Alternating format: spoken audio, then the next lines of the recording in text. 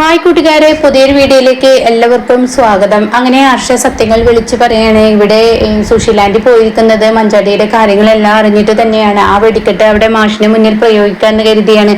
തനിക്ക് ആ കട തരില്ല എന്ന് മാഷ് പറയുകയാണെങ്കിൽ ഈ വെടിക്കെട്ട് ഉപയോഗിച്ച് അങ്ങ് മുന്നോട്ട് പോകാന്ന് കരുതിയാണ് എന്നൊക്കെ പറയുമ്പോൾ രവീന്ദ്രനെ ആകെ ഞെട്ടിപ്പോവാണ് കേട്ടോ. ഇതേ സമയം ഇന്ദ്രൻ അങ്ങ് ചൂടാവാണ്. ഹർഷ, എന്റെ അമ്മക്ക് ഈ കാര്യങ്ങൾ അറിയായിരുന്നെങ്കിൽ ഞാൻ എത്ര തവണ ഇവിടെ വന്നു, അതല്ലെങ്കിൽ എനിക്ക് രവിയോടെങ്കിലും പറയായിരുന്നില്ല എന്ന് പറയാം കേട്ടോ. അപ്പൊ ഇത് കേട്ടോടെ തന്നെ രവി പറയണേ, ശരിയാണ് ഹർഷനി, എന്തിനാണ് സുശീലാൻഡി ഇതൊക്കെ അറിഞ്ഞിട്ടും അങ്ങോട്ടേക്ക് പറഞ്ഞു വിട്ടത്? അതൊരിക്കലും ചെയ്യാൻ പാടില്ലായിരുന്നു. അങ്ങനെ ഇന്ദ്രൻ പറയണേ, ആ മനുഷ്യൻ തകർന്ന് നിൽക്കുമ്പോൾ എൻ്റെ അമ്മയുടെ സ്വാർത്ഥ താല്പര്യത്തിന് വേണ്ടി, ഒരുപക്ഷെ ഈ കട കിട്ടാൻ വേണ്ടി എൻ്റെ അമ്മ കാര്യങ്ങൾ പറയുമ്പോൾ ആ മനുഷ്യൻ തകർന്നു പോകുന്നത് നമ്മളെല്ലാവരും മനസ്സിലാക്കണം. നമ്മുടെ കാര്യം മാത്രം നോക്കിയാൽ പോരെ.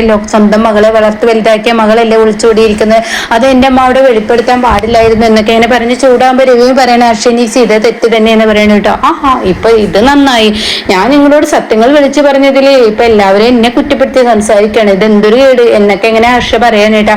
അപ്പൊ ഈ സമയം രവി പറയണേ, ചെയ്തത് ശരിയല്ല എന്നുള്ളത് പറയേണ്ടത് പോലെ തന്നെ പറയണ്ടേ. അപ്പൊ ഇന്ദ്രൻ പറയണേ, ചെയ്തത് ശരിയല്ല, അത് നിന്റെ അമ്മയോട് നീ പറയേണ്ട കാര്യമാണ്, എന്നോട് പറഞ്ഞു, ഞാൻ നിങ്ങളോട് പറഞ്ഞു എന്ന് പറയട്ടെ. ഇത് കേൾക്കുന്ന രവി പറയണ കുറച്ച് നേരത്തെ ആവായിരുന്നു എന്ന് പറയട്ടോ. പിന്നീടാണെങ്കിലോ ഇവരെല്ലാവരും കൂടിയിട്ട് അനുപമയുടെ അടുത്തോട്ട് വന്നിരിക്കുകയാണ്. മാഷാണെങ്കിൽ ആകെ വേവലാതിയിലാണ്. തൻ്റെ മക്കളെല്ലാം നന്ദിയില്ലാത്ത മക്കളാണ്, 5നും 5 തരത്തിലുള്ള സ്വഭാവങ്ങളാണെന്നുള്ള മാഷ് മനസ്സിലാക്കുകയാണ് കേട്ടോ. എല്ലാവരും സ്വന്തം ജീവിതമായപ്പോൾ അച്ഛൻ എങ്ങനെ വളർത്തി, തൻ്റെ മക്കളെ എത്രത്തോളം വളർത്താൻ കഷ്ടപ്പെട്ടു, ഇന്നും അച്ഛൻ ജീവിക്കുന്നത് സ്വന്തം മക്കൾക്ക് വേണ്ടി, വേറൊരു ജീവിതം അച്ഛൻ ഉണ്ടായിട്ടില്ല എന്നൊക്കെ ഇങ്ങനെ ഓർത്തിട്ട് മാഷ് വളരെ ദുഃഖിതനാവാണ്. തനിക്കൊരു മനസ്സ് തുറക്കാനുള്ളത് ആകെ രഘുവാണ്. പക്ഷെ രഘുവിനോട് എന്തെങ്കിലും ഒന്ന് പറഞ്ഞു കഴിഞ്ഞാൽ അമ്പിളി കടിച്ചു കീറുന്നത് പോലെ കീറുവാണല്ലോ.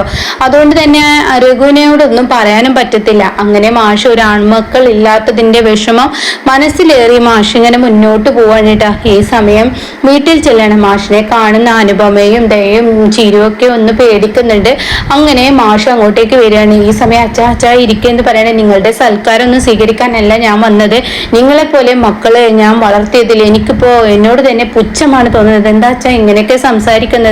അനു, ഞാൻ നിന്നോടുള്ള വിശ്വാസം കൊണ്ടാണ് എനിക്ക് ഞാൻ വീടെടുത്ത് തന്നതും എൻ്റെ മകളെ ഞാൻ ഇവിടെ നിർത്തി തന്നത്. എന്നിട്ട് എൻ്റെ മകളെ ഒളിച്ചോടി പോയപ്പോൾ ആ വാക്ക് എന്നെ ഒന്ന് അറിയിക്കാനുള്ള ആ സന്മനസ് പോലും നിനക്കുണ്ടായില്ലല്ലോ. എൻ്റെ മകൾ അവിടെ ആരമിടുന്ന സമയത്ത് ആ പുഴുത്ത നാക്കുള്ള ആ സ്ത്രീയുടെ വായിൽ നിന്ന് കേട്ടതാണ് ഞാൻ.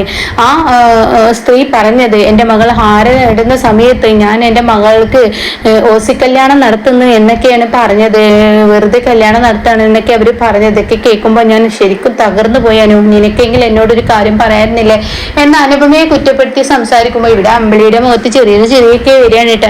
ഇതിനെ തന്നെ കുറ്റപ്പെടുത്തുന്നത്, അനുപമയെ കുറ്റപ്പെടുത്തുന്നത് എനിക്ക് ഒരുപാട് ഇഷ്ടമാവുകയാണ്. അങ്ങനെ മാഷ് പൊട്ടിക്കരയണേ, എൻ്റെ മകള് ഇവിടെ ഒളിച്ചോടിയിട്ടും അവളുടെ ദുർബുദ്ധിക്ക് അവൾ ഓരോന്ന് ചെയ്തു കൂട്ടുമ്പോഴും അച്ഛനമ്മമാരായ നിങ്ങള് വേണ്ടേ അവളെ ശരിക്കും നിങ്ങളുടെ മകളല്ലേ, നിങ്ങൾ വേണ്ട തെറ്റ് തിരുത്തി കൊടുക്കേണ്ടത്, അല്ലാതെ കണ്ട് അവൾക്ക് ഒത്താശ ചെയ്തു കൊടുക്കുകയാണ് വേണ്ടത് എന്നൊക്കെ പറയുമ്പോൾ അനുപമ പറയുന്നുണ്ട്, അച്ഛൻ ഈ ഒരു ദൈവവിഗ്രഹം കൊണ്ടുവെക്കാൻ പോയത് കൊണ്ടാണ് അമ്പിളി ചേച്ചിയോട് പറയാൻ പറഞ്ഞതാ. പക്ഷെ അമ്പിളി ചേച്ചി അന്ന് അങ്ങനെയെന്നൊക്കെ പറയുമ്പോൾ അമ്പിളി കൊണ്ട് ഒച്ചയെടുക്കുകയാണ് കേട്ടോ. ആഹാ, ഇപ്പൊ എന്റെ നേർക്കായി എല്ലാവരും കുറ്റയിടല്, ഞാനൊരു അച്ഛനോട് ഇപ്പൊ പറയണ്ടെന്ന് പറഞ്ഞു. പക്ഷെ നിങ്ങൾക്ക് അവിടെ അമ്പലത്തിൽ വെച്ച് കണ്ടപ്പോൾ അച്ഛനോട് പറയായിരുന്നില്ലേ, നിങ്ങൾ ചെയ്ത് തന്നെയാണ് തെറ്റെന്ന് പറഞ്ഞ അമ്പിളി അങ്ങനെയൊക്കെ സംസാരിക്കുകയാണ് കേട്ടോ. അപ്പൊ ഈ സമയം എല്ലാവരും അടുത്തും തെറ്റുണ്ട് എന്ന് മാഷ് പറയുന്നത്. നിങ്ങൾ എല്ലാവരും ഒരേ തെറ്റ് എന്നോട് ആവർത്തിച്ച് ആർക്കെങ്കിലും എന്നോട് പറയായിരുന്നു, എൻ്റെ മകളെ ഒരു നിമിഷം പോലും അവൻ്റെ ഒപ്പം നിർത്താൻ പാടില്ലായിരുന്നു, എൻ്റെ മകളെ എനിക്ക് അവനൊപ്പം ഒരു ദിവസം നിർത്തേണ്ടി വന്നില്ലേ എന്നൊക്കെ പറഞ്ഞു. മാഷ് വളരെ കുറ്റബോധത്തോടു കൂടി ഇങ്ങനെ കരയാനായിട്ട്. അങ്ങനെ മാഷിന്റെ ഈ കരച്ചിൽ കാണുമ്പോൾ മക്കളൊന്ന് സമാധാനിപ്പിക്കാൻ ചെല്ലുമ്പോൾ മാഷ് ഒച്ചയെടുക്കണം, അങ്ങനെ എന്നെ തൊട്ടുപോയരുത്, ഇനി എന്ത് ചെയ്യണമെന്ന് എനിക്കറിയാം, ഞാൻ ചെയ്തോണ്ട് എന്ന് പറഞ്ഞിട്ട് മാഷ് അവിടെ നിന്ന് നേരെ പോകുന്നത് പോലീസ് സ്റ്റേഷനിലോട്ടാണ് കേട്ടോ. എന്നാൽ ഈ സമയം ഇപ്പുറത്ത് ഇവിടെ നിന്നും കാര്യങ്ങളൊക്കെ മുന്നോട്ട് നീക്കാനുള്ള ആ ഒരു ഇത് മുരുകനും പവിത്രനും കൂടി ചെയ്യാണ്. ഞങ്ങൾ എന്തായാലും പോട്ടെ, നിങ്ങൾ ഇവിടെ നിന്ന് അപ്പുറത്തേക്ക് എത്താനുള്ള ആ പരിപാടി നോക്കിക്കോളൂ, ഞാൻ അപ്പോഴേക്കും അവിടെ വണ്ടി ശരിയാക്കി വെക്കാം, എന്തായാലും നിങ്ങൾ നിങ്ങളുടെ വീട്ടില് പവിത്രനെയും നിർത്താം, അവിടെ ആരെങ്കിലും അന്വേഷിക്കുന്നുണ്ടോ പിടിക്കുന്നുണ്ടോ എന്ന് അറിയാൻ വേണ്ടി, അപ്പോൾ നിങ്ങൾ വന്നോളൂ എന്നൊക്കെ പറയാനിട്ടാ.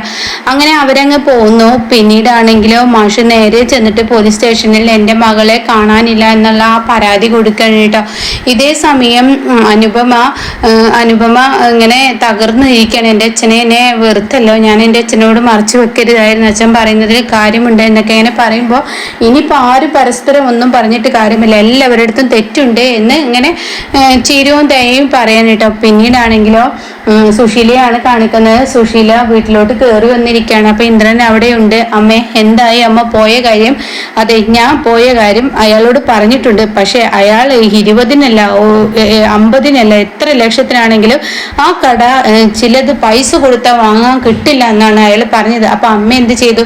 ഞാനങ്ങനെ വിട്ടില്ല. അയാളുടെ മകൾ മഞ്ചടി എന്ന് പറയുന്ന ആ പെണ്ണുണ്ടല്ലോ, അവള് ഒരുത്തന്റെ കൂടെ ഒളിച്ചോടി പോയിരിക്കുന്നെന്ന് സത്യാംഗ വെളിപ്പെടുത്താനായിട്ട്. ഇത് കേൾക്കുന്ന ഇന്ദ്രൻ, എന്തിനാണ് അമ്മ മറ്റുള്ളവരുടെ ശാപം അമ്മയുടെ തലയിൽ ഇങ്ങനെ വീഴ്ത്തിക്കുന്നത്?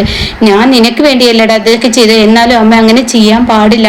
ഒരാൾ തകർന്നു നിൽക്കുന്ന സമയത്ത് അത് വെച്ച് മുതലെടുപ്പ് നടത്താനാണ് അമ്മ ഇവിടെ നിന്നും പോയതെങ്കിൽ ആ കടയെ എനിക്ക് വേണ്ട എന്ന് പറഞ്ഞിട്ട് അമ്മയെ ചെയ്യുന്ന ദുഷ്ടബുദ്ധി അതൊരിക്കലും എനിക്ക് അംഗീകരിക്കാൻ പറ്റത്തില്ല എന്ന് ഇന്ദ്രൻ പറയുമ്പോൾ, ആഹാ ഇപ്പൊ കുറ്റം എനിക്കായോ എന്ന് ചോദിക്കുമ്പോൾ, തീർച്ചയായും അമ്മ, മഞ്ചാടി എന്ന് പറയുന്ന പെണ്ണ് എൻ്റെ അനിയത്തിയാണ്. അവളെ എനിക്ക് സോനയെ പോലെയാണ് ഞാൻ ഇന്ന് വരെ കണ്ടിട്ടുള്ളത്. ആ പെൺകുട്ടി അങ്ങനെയൊക്കെ ചെയ്തപ്പോൾ എനിക്ക് കുറ്റബോധമാണ് തോന്നിയത്. ഈ കാര്യങ്ങൾ അറിഞ്ഞപ്പോൾ എനിക്ക് എങ്ങനെയെങ്കിലും അവളെ മാഷിന്റെ അരികത്തോട്ട് എത്തിക്കാനാണ് തോന്നിയത്. അപ്പൊ അതിനിടയ്ക്ക് അമ്മയുടെ സ്വാർത്ഥ താല്പര്യം കാണിക്കുകയാണ് ചെയ്തത്. അതൊരിക്കലും ചെയ്യരുതായിരുന്നു അമ്മേ എന്ന് പറയുമ്പോൾ സത്യനെ അങ്ങോട്ടേക്ക് കയറി വരാൻ കേട്ടോ. അപ്പൊ സോനയും ഉണ്ട്. അപ്പൊ സോന പറയണേ, അതിന് അമ്മക്ക് അമ്മയുടെ വിജയല്ലേ, മറ്റുള്ളവരുടെ വേദന എന്ത് വിഷമം എന്തെന്ന് ഇന്നേ വരെ അമ്മ അറിയാൻ ശ്രമിച്ചിട്ടില്ലല്ലോ, ഉണ്ടായിരുന്നെങ്കിൽ അമ്മ ഇന്ന് ഇങ്ങനെ ആവില്ലായിരുന്നല്ലോ എന്നൊക്കെ ഇങ്ങനെ പറഞ്ഞിട്ട് സോനെ കുറ്റപ്പെടുത്താണ് കേട്ടോ. അപ്പൊ ഈ സമയം മതിയടാ നിർത്തറ, ഇതൊക്കെ ഈ സുശീല ചെയ്യുന്ന നിനക്ക് വേണ്ടിയാണ്, നിനക്ക് വേണ്ടി മാത്രമാണ് ഈ സുശീല ജീവിക്കുന്നത്, അത് നീ മനസ്സിലാക്കണം. നിനക്ക് ആ കടയില്ലാതെ ജീവിക്കാൻ കഴിയില്ല എന്ന് എനിക്കറിയാം, അത് നിന്റെ പ്രാണവായു പോലെയാണ്. അതുകൊണ്ടാണ് ഞാൻ അയാളുടെ അടുത്ത് ചെന്നിട്ട് അങ്ങനെയൊക്കെ പറഞ്ഞത്. അങ്ങനെയൊക്കെ പറയുന്നത് നല്ലതല്ലേ, മക്കളെ എല്ലാവരെയും വളർത്തി വലുതാക്കി എന്നല്ലാതെ അയാളെ മാത്രം വെടിയാക്കി മക്കൾ ആരും ഒളിച്ചോടി പോയതിനെ കുറിച്ച് അയാളോട് പറയാതെ നടക്കുന്നത് തെറ്റല്ലേ, അത് ശരിയല്ലല്ലോ. ആ പാവം അതൊന്നും അറിയാതെ നടക്കുമ്പോൾ ഞാനൊരു നല്ല കാര്യമല്ലേ ചെയ്തത്, നീ ഈ വഴിക്ക് ചിന്തിക്കുന്നൊക്കെ ഇങ്ങനെ സുശീല പറയണിട്ട. അപ്പൊ ഈ സമയം ഇവര് പറയുമ്പോ അതിലൊരു ശരിയുണ്ടേനും, എന്നാ ഒരു ശരിയായ ഒരു ഏർപ്പാടുമല്ല, കാരണം ചെയ്യാൻ പാടില്ലാത്തതാണ് ചെയ്തത് എന്ന ആ ഒരു മുഖഭാവം ഉണ്ട് കേട്ടോ. അങ്ങനെ സുശീല പറയണേ, അയാളല്ല ആദ്യം അറിയേണ്ടത് അയാളുടെ മകൾ ഒളിച്ചോടി പോയതെന്ന്. അത് ഞാനങ്ങ് പറഞ്ഞു കൊടുത്തു. ഇനിയിപ്പോ അയാൾ എന്തായാലും അയാളുടെ മകളെ തിരിച്ചു പിടിക്കാൻ ശ്രമിക്കും, അതും പീഡിപ്പിക്കാൻ നോക്കിയ ഒരു പയ്യന്റെ കൂടെയൊക്കെ ഒളിച്ചോടി പോയാൽ ആ പെണ്ണിന് പിന്നെ ജീവിതമുണ്ടോ ജീവിതമില്ലേ എന്നുള്ളതൊക്കെ ഇനി വരാനിരിക്കുന്ന ദിവസങ്ങളിലല്ലേ അറിയത്തുള്ളൂ. അതുകൊണ്ട് അവന്റെ മായി ജീവിക്കണ്ട എന്ന് കരുതിയിട്ടാണ് ഞാൻ പോയതെന്ന് പറയുമ്പോ, അമ്മ എന്തിനാണ് ഇനിയിപ്പോ വാക്കുകൾ വളച്ചൊടിക്കുന്നത്, നീ അങ്ങനെ തന്നെ പറയുള്ളൂ, ഇക്കാര്യത്തിൽ നീ ഇടപെടേണ്ട എന്ന് പറഞ്ഞ് സുശീല അങ്ങ് ദേഷ്യത്തോടു കൂടി പോവാണ് കേട്ടോ.